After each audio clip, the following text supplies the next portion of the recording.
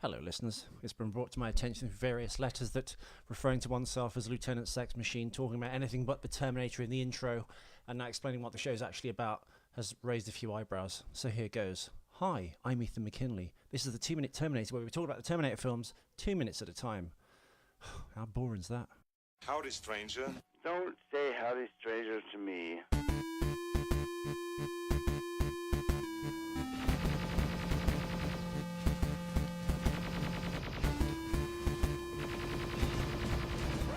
Hi, I'm Chief Master Sergeant William Candy. Shut up! Shut up! Shut up! And we're back. Am I ever allowed to introduce myself? You are now. Thanks. Hi, I'm Ellie Fitzgerald, the other person that sits across the... The other person who can speak. Yeah. That's all you are. What are you talking about? Nothing, I just tried a whimsical intro. Oh, why is there no music? That's a very good question. That's why when you went like that, I thought you were just going to hit the music. No, because we overlay the actual music, don't we, for the show. Today's bumping music, of course, is Paul Herzog's brilliant score for 1988's Bloodsport, which, of course, we all know and love as a Jean-Claude Action Van Damme classic. That is his middle name, Action Van Damme. It's very synthy and 80s. Very, It's very Gary Newman, isn't it? It is, yeah. Elbow. Bit like We Are Glass. We Are Glass. Whatever happened to Gary? Ow. We need to go through some... Well, first of all, let's get this off topic, but sorry, listeners. You've not seen Ghostbusters. You need to see Ghostbusters. Why? Because it's a great movie. But I don't think it is. What bits have you seen of Ghostbusters? I can't even remember. That's what I mean. Like, it's got Bill Murray. There's a bit... Isn't there a bit where like the Pillsbury Doughboys like walking through the Stay Puft Marshmallow Man. Yeah. Oh, God, it just looked bad. It doesn't make sense but in the context that... It's like a classic film. One of the biggest films of all time. Yeah, but as we know, all the Ethan, elements, just because like, people say it's a classic, it doesn't actually make it a classic. It's got cynical humour. Production design's great. The idea is cool. It just looks really cheesy. It is cheesy. All the ghosts are quite It ain't easy cartoonish, being but cheesy. that's the nature of the Beast? show. Anyway, it's episode 39. We're It nearly at the end of is. this shit box of a movie. We're going from minute 76 to 78, so I'm just going to adjust my timelines. And Ellie, who's been studying the clip rapidly, I have. I actually managed to get is this going to tell me loop. how it starts and how it ends. Okay, so it starts with Arnold, You stuttering like a fuck. Arnold, John, the Brewsters, or as we've decided to call them, Terminator It begins and with Friends. a line, doesn't it? So what would the line be? It doesn't start with a line. Okay. They're walking Encapsulate how the scene begins. Ooh, nice. Terminator and Friends walking through a corridor, and it ends with a bomb, exploding in Mr. Brewster's office. That's what bookends this particular 2 minutes. Right. So, throw me. The first thing that I wanted to mention in this particular scene. So we see the Terminator and Friends walking through the corridor. They need to make their way to Mr. Brewster's office to find the coordinates to shut down Skynet.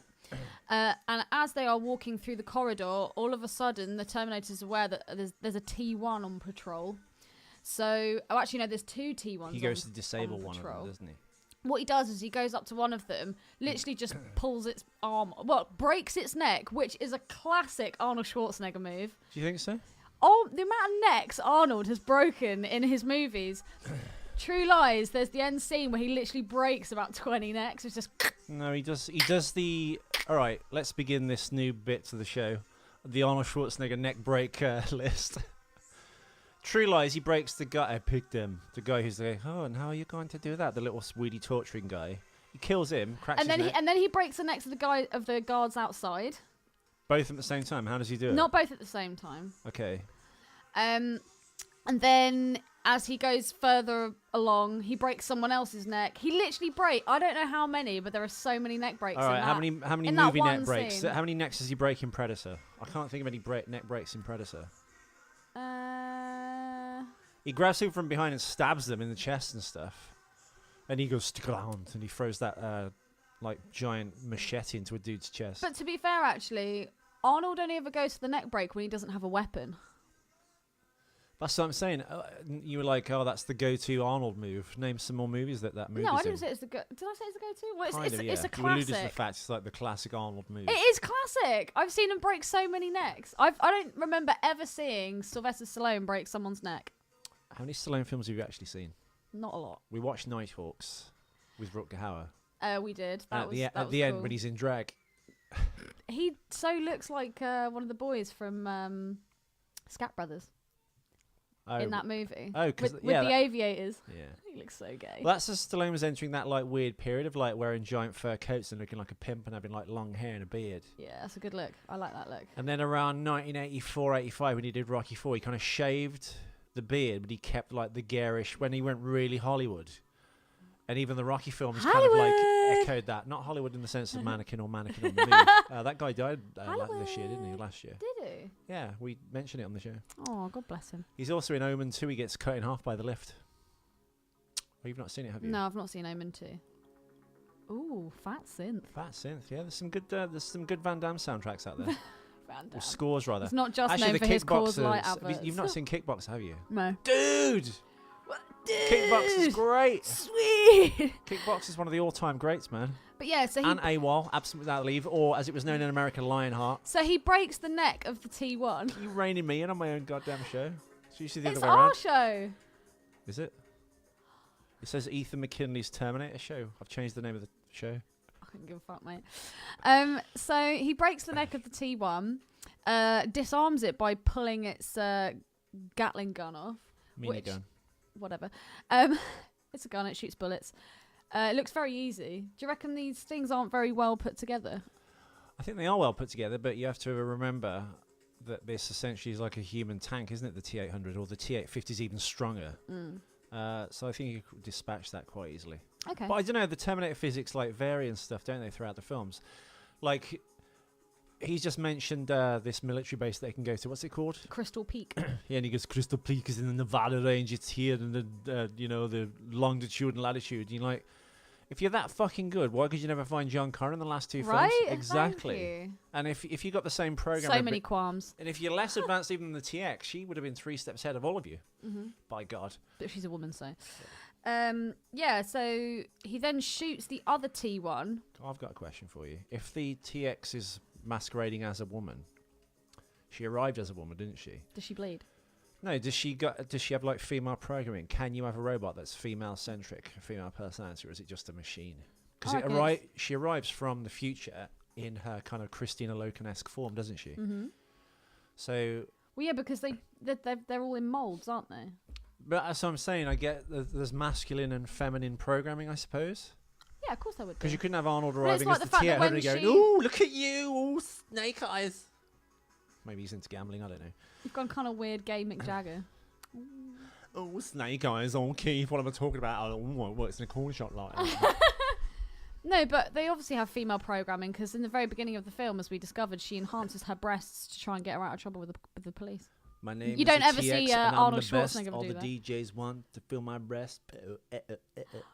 What is that? This white human beatboxing. Oh my god, it's bad. Which, by the way, It just sounds bad. when did we agree that human beatboxing has made a comeback? Because like every time you walk down Oxford Street in London now, where the H&M I didn't know it ever went away.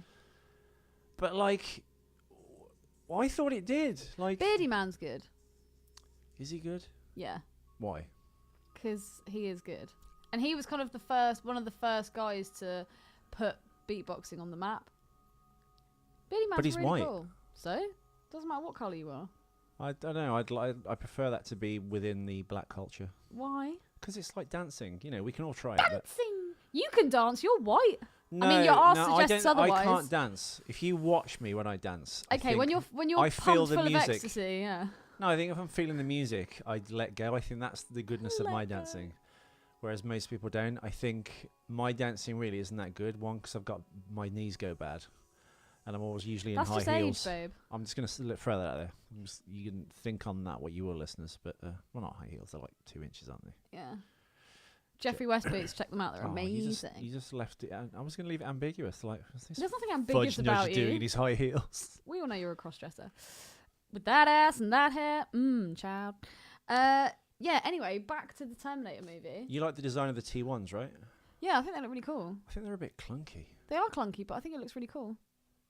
But yeah, so as I was trying to say, the Arnie pulls off the gun off one of the T1s, shoots the other one, but the other one, it almost takes it quite a while to register what's actually happening, and it takes about 5 seconds for it to actually start firing. Right. So it's a bit slow. So I'm guessing that this is obviously the first Terminator they've ever made, so there's some tweaking that they need to do. I would probably say it's a mistake they made, perhaps. And the way its head kind of goes... Oh, I think it's perhaps a consequence of the fact they've made a slight mistake in the editing, and also it's just because it's like a remote control thing they're doing on set. It probably just can't go and whip around really cool. Oh, okay. That's what I would say. Yeah, but then wouldn't they just use CGI? They could have done a lot of things with this film. I mean, you know, there's aspects of the film I like. I like the... Actually, there's not much I I was like. going to say, what do you like? What's that get at? Nothing seems at stake. I think that's my issue. We also get to see the vision of the T1, and it's something that was mentioned in the previous episode, but I'd like to mention it again because now it's actually apt for this 2 minutes. And that is that the vision of the T1 is very clear. It's like real life, whereas obviously in the first Terminator film it was all red and it was that kind of old school Terminator type. I wish they'd actually kept that. What do you mean? Well, you see, for the T1, it's the writing, the actual font, it's quite new, it's quite fresh, it's very kind of TX-y. In fact, I think it might be the same font as the TX Vision. Whereas if they've kept it at the original Terminator font from the first and second movie, I reckon that'd have looked a lot better. Yeah. And maybe if they'd had instead of red, maybe like an orange tinge, like a rusty orange tinge, I reckon that'd have been quite cool. Yeah. Well, I think ultimately, would the robot, if you were the robot, you wouldn't need text popping up on a screen, would you? I guess not, because the It's more for information's the already audience. inside your head. Yeah, it's more circuitry, and I guess not thoughts, but kind of like the programs and the commands and things, or whatever, or task it's setting itself, or being instructed to do what programmed, as I've just mentioned. Indeed. That's more for the audience, I think. Why? By the way, I do notice how he easily just pulls that thing out of the peg. That's what I said, and you said obviously because of the strength of it, but I said he literally just goes. Dunk. I'm sure you'd have to be strong, but yeah, it does come Watch out with this quite bit. a I lot really of don't ease. understand what is with the slow-mo drop of the gun. Why? Why don't does know. that happen? What's that meant to signify? No, yeah, because it's almost like He's done. yeah. I suppose if you killed the main villain in something, who'd been And tormenting it you. all went slow-mo, but it doesn't. It's just drop. I don't know. Well, I suppose it's kind of like bit of make the pointless moment more cinematography. dramatic and, like, I guess, poetically. But it's not a very dramatic moment. That's what I mean. I agree with you. I'm agreeing with you. Qualms. Yeah, so there's that. We saw the... By the way, is there anything positive we can ever draw out of these clips? Because like all your stuff is No. quite negative. You're like, I quite like this bit. There's no, I quite like this bit. But Yeah, but I don't like the film. we've not really watched it properly. We've watched it in staccato bits. And as I've watched it in staccato bits, I mean, this guy, Best actor ever.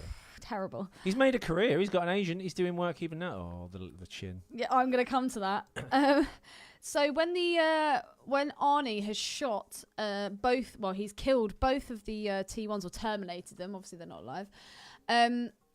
He's already in the corridor. Then we cut to the next scene, which is him coming back through the doors with John, Catherine, and her dad into the same corridor, and you see the same T1 that's been shot to bits. Continuity. Continuity is Who so the continuity bad. person on this was? Well, we have no idea. Well, we do have an idea. They should be terminated. So that was another qualm that I had about this particular 2 minutes.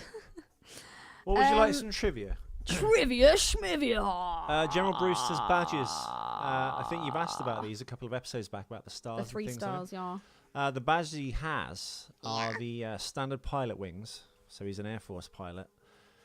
Considering he's like Mr. Skynet, you'd think he'd have more stars. He also has the acquisition and financial management badge. Ooh. And I'll ring that So up. he's a number board. No, it's hang on.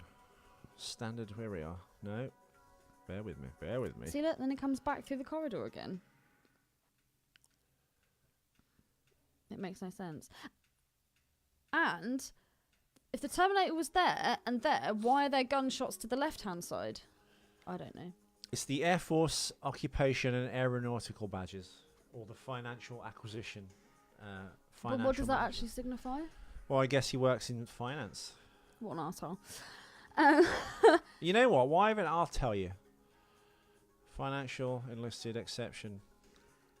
General officers wear the basic badge representative of the organization's mission. So whatever it will be. So within that, there'll be like there's actually a book out there, listeners, called I Could Tell You, but then you'd have to be destroyed by me, and it's all like the stealth bomber patches, isn't it? With all the they aliens mean, and weird stuff on. I've got that book. I've got the original hardcover, and on the front there was actually a badge. Why have you never actually stitched it onto anything? Because what would I put it on? Do you know what? I think you would actually look really badass in a denim jacket. I thought that the other I've day. got a denim jacket at home. Why do you never wear it? Because I'm just not a denim jacket, man. No, do you know what though? I don't know why I thought this the other day, but I can see you in a denim jacket. I think because you're a big and lad. it's got like badges on it as well. Oh my on. God! Wear your denim jacket, motherfucker. So you're telling me you wore pleather for nearly 2 years, and you could have been wearing a badass denim jacket with badges going down it. Who are you? I can't even look at you right now. So anyway, the general officers within the military, they wear a basic badge, and it's representative of the organization's mission upon entering the headquarters staff or a command position. Unless previously qualified for a higher level badge, they'll wear the next higher level badge after 12 months. Continue to upgrade to the next higher level. Upgrade. Every time. Upgrade your fucking badge. Officers wear a basic badge after graduating from a technical school or attending a fully qualified Air Force school when a technical school is not required. They wear a senior badge after 7 years, a speciality and master badge after 15 years. Exception: medical service officers' time in speciality will include any constructive service credit awards for their time during that appointment. Why have you stopped listening? I am listening. I'm even looking at you. Okay. That's it anyway. and that's bollocks, but carry on. That's bollocks, but carry on. So yeah, covered the point where we see Arnie re-entering the doors with his friends, blah blah blah. Yeah, so then we go into Mr. Brewster's office and we see the war happening. Mrs. Brewster. Keep going. His military acquisition badge is in the display cabinet. That's good. You're good on the spot. I think when you try and plan and rehearse things, that's when you get shit. Sadly, that's all acting is. I know. No, but I remember when I used to read lines with you, when you were focusing on it, you'd just stumble and you'd switch the words around and you'd get the verses wrong. It's looking at a page because I'm dyslexic. But then if you were like clipping your fingernails walking around the room, spot on, it just flowed. It was so weird. I was like, Ethan, do something. Well, flowed is the correct word. It's that flow state where you're not thinking anymore. You just... Autopilot, kind of. Kind of, yeah. Yeah. And that's what you should do with any task, apparently. Not well. I was going to say driving there, but you might kill people. Yeah, don't do that. Although it wouldn't be an issue for you because you drive like an 8-year-old woman. It's because I borrow an 80-year-old woman's car sometimes. Actually, technically, that's your car because you bought it. Yeah. Oh, by the way, all that sweet advert money you had, I bought a car with it. Oh, thanks for asking. Anyway, we then see the war beginning to happen outside. Now, surely not that much time has actually passed. Would it have escalated that quickly?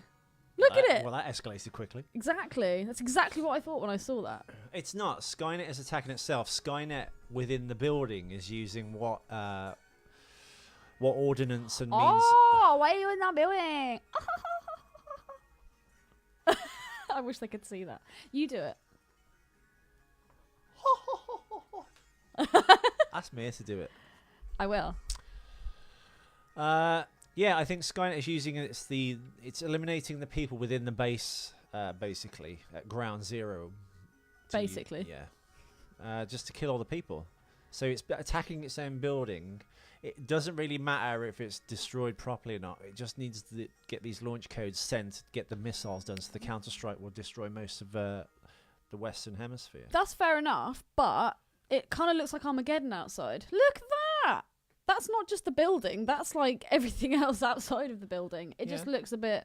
Yeah, that escalated quickly. And also in that, just before that happens, you see John go up to the safe, which he would already have the coordinates to because the guy who owns the safe is in the same room. And Arnold literally just grabs hold of the handle and just pulls it off. But the thing is, he literally just picks it off. So it obviously wasn't attached in any way, shape or form. And it's just been like balanced there. It just looks really bad. It does. And then we have Catherine, the silly bin, goes, "Oh my God, why are they killing everyone? Have you not been listening for the last hour? You dumb ginger bastard." Like, Ethan, focus. That's right, it was a lovely picture of Drew on Facebook, your favourite. Oh, I've got no issues with Drew. Neither do I. I just think he's an asshole. Well, that escalated quickly. I just think he needs to cheer up. He's in a very good position, and I don't think he realises or appreciates what he has. And anyone that's like that, I just don't really have a lot of time for. Souls. If you steal his woman. As I steal his woman, yeah. It's alright, I can make her come way better than he ever could. Ellie, Anyway. this is a family show. Sorry, John and Ross. Who's Ross? Who's Ross? Josh. Josh! Who is he? Who is he? I bet Josh is screaming Who's that. tweeting? Me and Ethan the other day saw this amazing video, and it's these like, are they like We'll hillbillies include or it in something? the show notes. And there's this little piglet running around, and this guy thinks, "Oh, I know what I'm going to do. I'm going to be a really big bad man, and I'm going to try and grab this little piglet." As he goes to grab its back legs, all of a sudden this boar just comes out of nowhere and just bounds for him and like bites the back of his butt. And this guy just scarpers. It's so funny. And Ethan did a beautiful rendition where he kind of like extends his hands and his fists out and goes, "Whoa!" Really channeling that pig. It's good. It's a very entertaining video. God, I love the internet. Yeah, so why is Catherine so confused as to why the Terminators are killing everyone? Ethan, I can't... Whoa! It's amazing. Link it. I'll add it to the show notes. Why is she so confused that the Terminators are killing everyone? Why is she so confused? What do you mean? You haven't been listening to anything I've been saying, have you? No. It's just in the world of sow. No, Alex doesn't do the show anymore. Oh, pig tits. I wonder how she is. Apart from grossly overweight. From one show she listened to. From one woman to another. I can say it. If a man says it, then... From one woman to a hairless boy.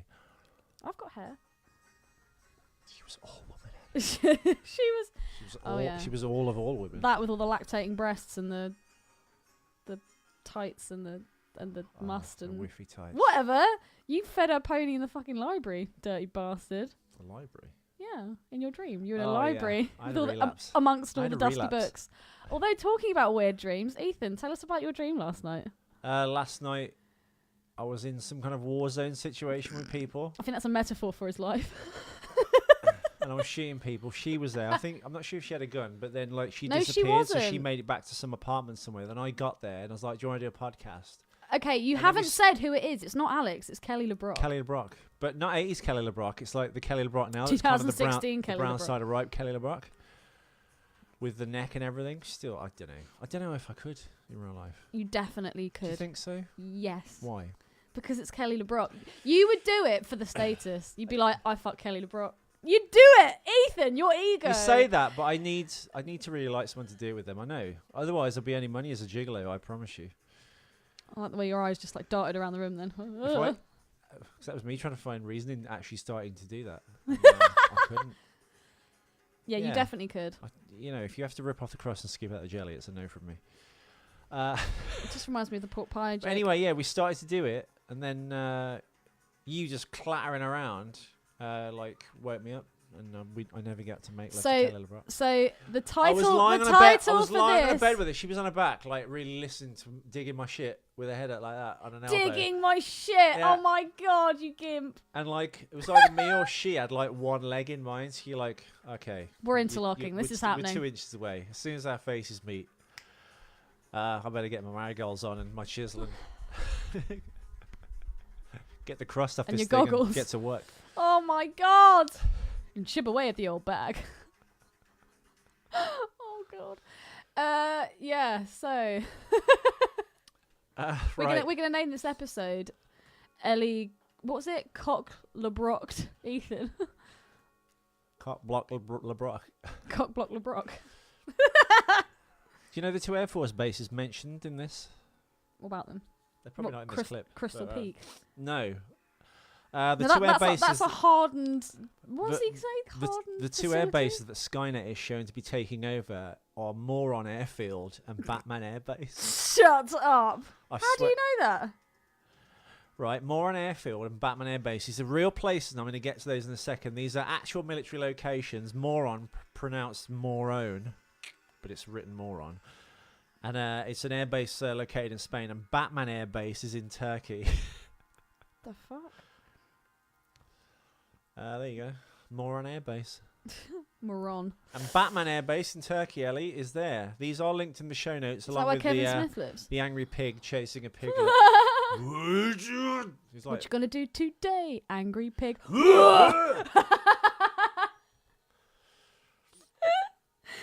Oh god. So in this, no, stop it! I'm trying to focus. So, Mr. Brewster says your only chance is to get to Crystal Peak. Crystal Peak is basically the central hub. yeah. And then T-800 turns around and goes, "Oh yes, Crystal Peak. It's blah blah blah blah blah blah blah." If he knew everything about Crystal Peak, why did he not know to head there next? He probably did. Did he? Well, maybe not. The At Terminator. no right, stage has he said the that. Terminator probably knows about all the military bases because. No! Do not make me watch Murked by a Goose. Here we go. Stop it! No! Ethan, I'm not going to watch it. No! He's laughing already. Stop it! You're a dick! This is Man Attacked by Goose. I'm going to put this in the It's show notes. Murked by a Goose. Ellie can't look at it without just cry laughing. No! Stop it! It's literally one of the funniest Alright, I've stopped it things now. I have ever seen. It's so good. The first time Ethan showed it to me, I literally collapsed on the floor because my stomach muscles cramped up so hard. No! It's when he comes from behind the rock and his feet go... It's like Satan in goose form. It's amazing. No, I think the Terminator has all these detailed files because all the military bases will have got turned into Skynet facilities, essentially. My only question... Is it a question or a qualm? My question. How would Skynet have actually got off the ground started? In the system, fine, I understand that. You've destroyed some of your enemies. How do you start to actually create factories to build the Terminators that are going to enforce your will physically? And all the machines?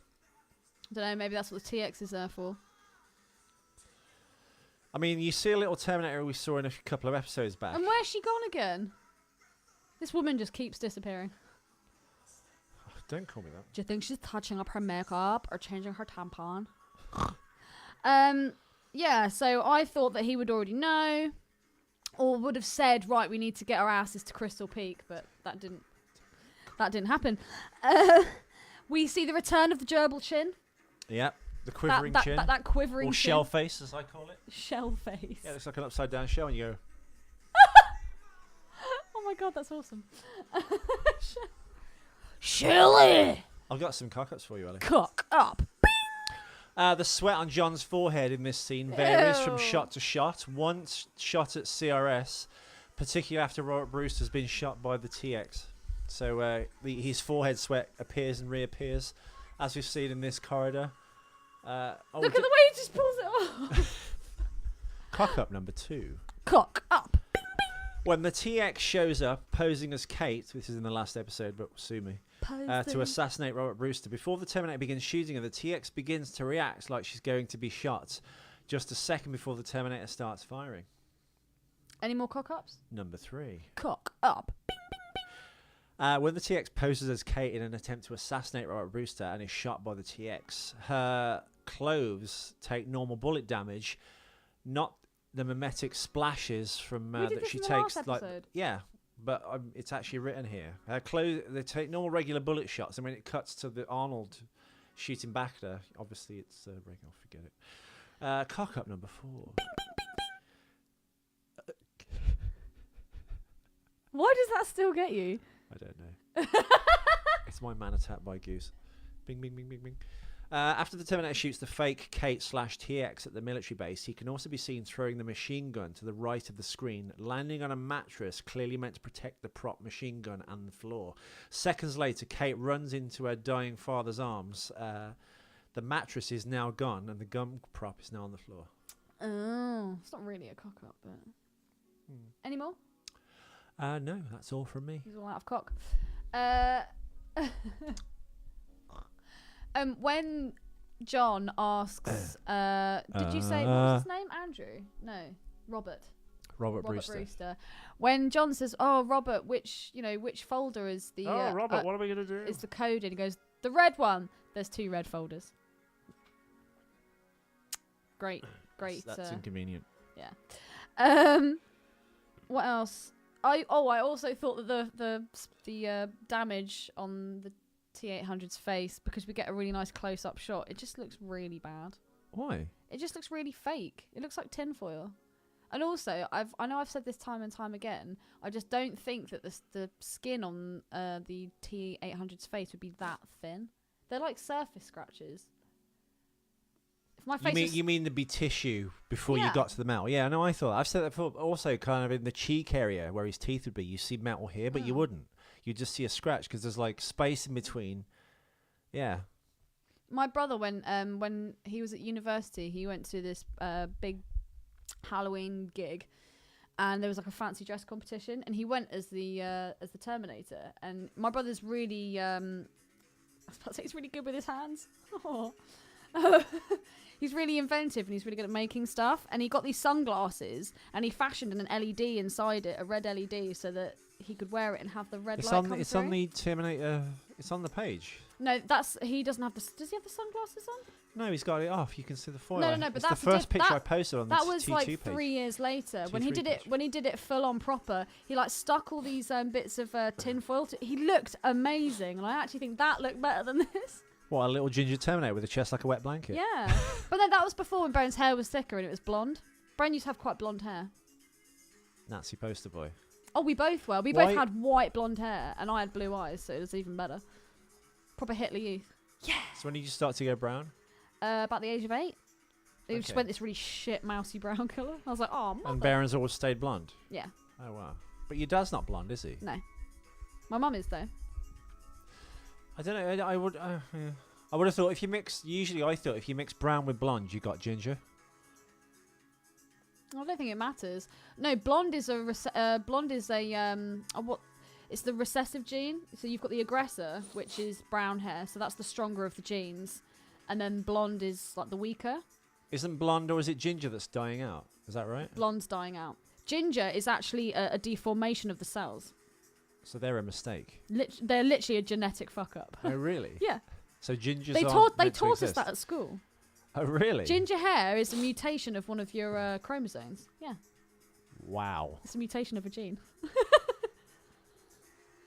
Food for thought for you there, Ethan. I almost called you Jason. Who the fuck is Jason? Who is he? It's also in the... Jesus Christ, we're 32 minutes in. And I've still got more points. It's in this moment where Robert does his best acting at dying. And we've got the wobbly chin there. And he goes to John, look after my daughter. And then there's a really weird slow-mo bit again. What is that about? I don't know. It's so bizarre. Do we think that because of what his dying wish was, that's why they ended up together? No. The way that John looks at Kate, though, it's almost like, okay, I will look after your daughter. Bye. I mean, he's just saying that in the moment. I don't know. We also get the famous line, get down, as the plane is shooting some badass bomb into the office, which, might I add, causes minimal damage. The size of that bomb you see coming into the window, surely that would have killed them all. Is that the way in Iron Man 2? And I've got this wicked thing that crap arms dealer set him up. He just bounces off Mickey Rourke's chest and goes... Yeah. Just like that. But yeah, it virtually causes no... I mean, yeah, there's some damage, but the office is pretty much intact. Everyone's still alive. Still alive?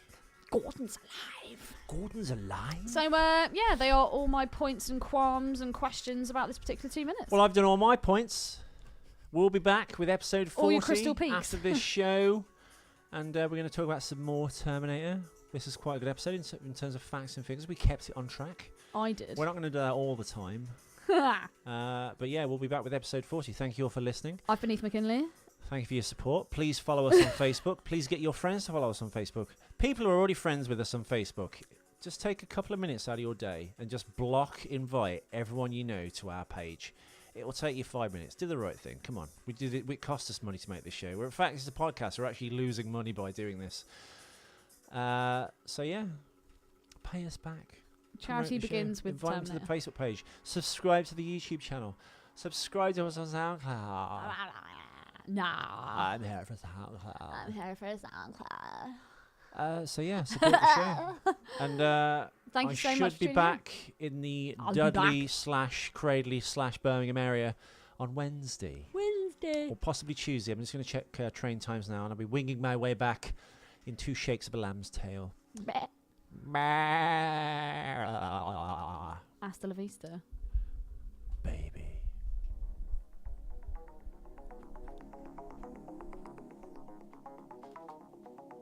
Fat synth.